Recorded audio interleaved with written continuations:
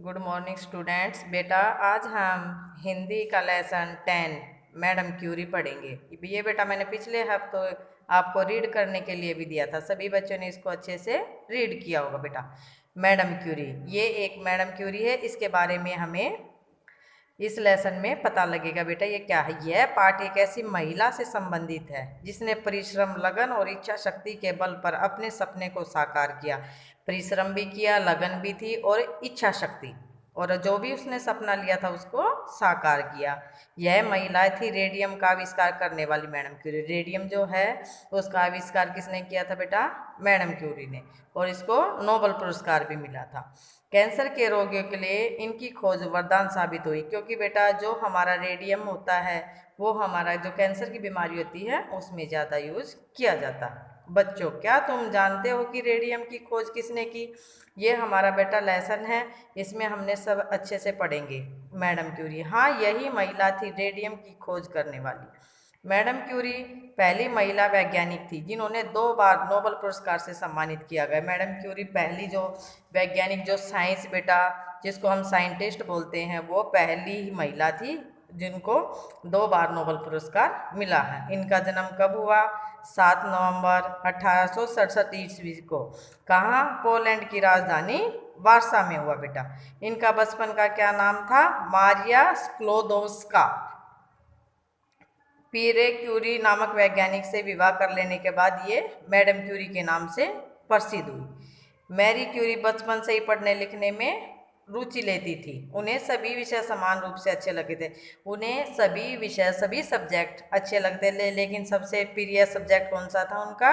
विज्ञान, साइंस। वह 16 वर्ष की आयु में ही 10वीं कक्षा उत्तीर्ण कर ली थी। उन्होंने कितनी एज में 10वीं पास की थी? बेटा 16 साल की ने, जिसमें उन्हें स्वर्ण पदक प्राप्त हुआ था। क्या प्राप्त हुआ था? स्वर्ण पदक प्राप्त हुआ था।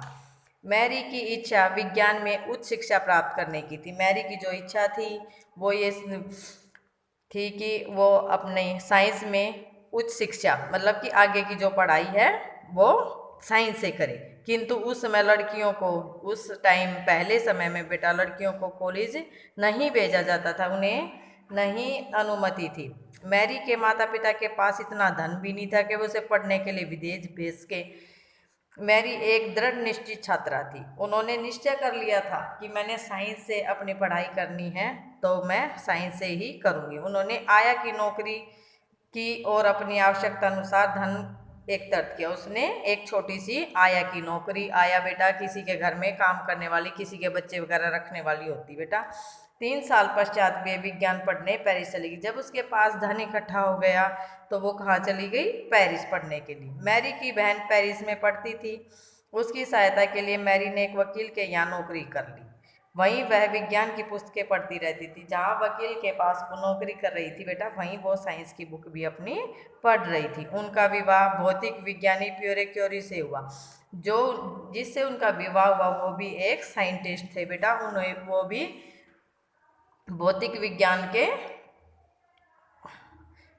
विज्ञान को जानते थे। दोनों पति पत्नी अपनी अनुसंधानशाला में दिन रात कार्य करते। अनुसंधानशाला बेटा जिसमें हमें अपने शोध करने का, जिसमें हम अपने अलग अलग से एक्सपेरिमेंट करते हैं, उन्हें अनुसंधानशाला बोलते हैं। अनेक कठिनाइयों के बावजूद वे अपना अधिकतर धन अनुसंधान कार्य पर व्यय करते। जितना भी वो धन कमाते थे वो ज़्यादातर अपने अनुसंधान कार्य पर ही व्यय करते थे। प्राय उनके पास भोजन के लिए भी पर्याप्त धन नहीं बचता था। वो अपने ऊपर कम से कम खर्च करते थे।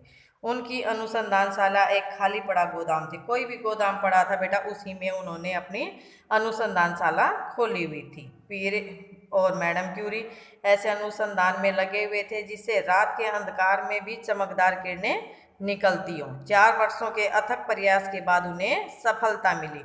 उन्होंने रेडियम का आविष्कार किया। किस चीज़ का आविष्कार किया बेटा? रेडियम का। इस आविष्कार से सारा संसार चकित रह गया। रेडियम के आविष्कार के लिए सन 1903 में पीरी और मैडम क्यूरी दोनों को संयुक्त रूप से भौतिक विज्ञान में नोबेल पुरस्कार मिला। दोनों को बराबर का, दोनों को इकट्ठा ही नोबेल पुरस्कार मिला। नोबेल पुरस्कार प्राप्त होने के 3 साल बाद पीरे जो था, उसका जो हस्बैंड था बेटा, उसकी एक दुर्घटना में देहांत हो गया। इस दुर्घटना से मैडम क्यूरी को बहुत बड़ा आघात पहुंचा, परंतु वे अनुसंधान कार्य में लगी रही। 1911 में उन्हें दोबारा नोबेल पुरस्कार से सम्मानित किया गया। दीन दुखियों के दुखों को देखकर मैडम क्यूरी का हृदय पिघल जाता था। प्रथम विश्वविद्यालय में उन्होंने चिकित्सा का प्रबंध स्वयं किया। वे स्वयं घायलों की सेवा करती थी। वे अपने आप ही सेल्फ में ही बेटा जो भी घायल होते थे उनकी सहायता करती थी। रेडियम की चमक को लगातार देखने के कारण मैडम क्यूरी की आंखें खराब हो गई। उनका स्वास्थ्य भी दिन पर दिन गिरने लगा। ज़्यादा रेडियम का काम करने से बेटा उनकी आंखों पर भी असर हुआ। आज रेडियम की सहायता से कैंसर का सफल इलाज किया जाता है। परंतु यह भाग्य की विडंबना ही है कि रेडियम का आविष्कार करने वाली इस महिला की मृत्यु कब हुई बेटा? 4 जुलाई 1934 को कैंसर से ही हुई थी। संसार में इनका नाम सदा अमर रहेगा। ये था बेटा हमारा लेसन 10 मैडम क्यूरी। अब बेटा इसकी हम एक्सरसाइज करेंगे सभी बच्चे। एक्सरसाइज में देखो बेटा, मैडम क्यूरी को कितनी बार नोबेल पुरस्कार मिला? कितनी बार मिला बेटा? सभी बच्चे ध्यान देंगे, लेसन को अच्छे से पढ़ेंगे तभी एक्सरसाइज भरेंगे। 2 बार। मैडम क्यूरी का जन्म कहाँ हुआ था? ये सारे बेटा अच्छे से लेसन पढ़ के उसके बाद एक्सरसाइज करेंगे। और इसके बाद बेटा हमारा खाली स्थान भरो, भाषा और बोधन। ये सभी एक्सरसाइज बेटा हम लेसन अच्छे से पढ़ने के बाद करेंगे। ठीक है बेटा, सबको अच्छे से समझ आया होगा। ओके।